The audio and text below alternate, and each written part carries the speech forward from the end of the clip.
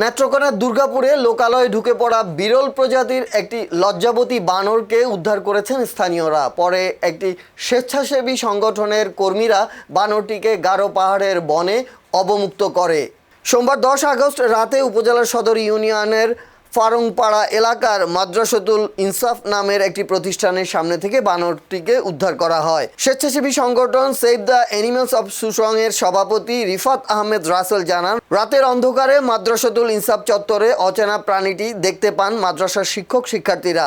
এ সময় প্রাণীটিকে কৌশলে আটকে খাঁচাবন্দি করেন তারা। পরে save the animals of Susang এর স্বেচ্ছাসেবীদের তথ্যটি জানানো হয়। খবর পেয়ে save the animals of Susang এর স্বেচ্ছাসেবীরা ঘটনাস্থলে গিয়ে প্রাণীটি লজ্জাবতী বানর বলে শনাক্ত করেন। পরে সেটিকে উদ্ধার করে গারো পাহাড়ের গহীন বনে নিরাপদে অবমুক্ত করা হয়।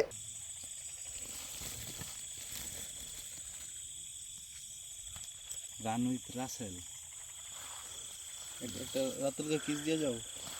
হ্যাঁ,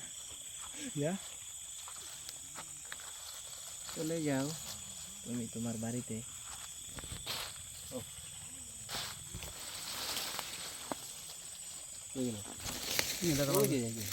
গাছ উঠবে এখন।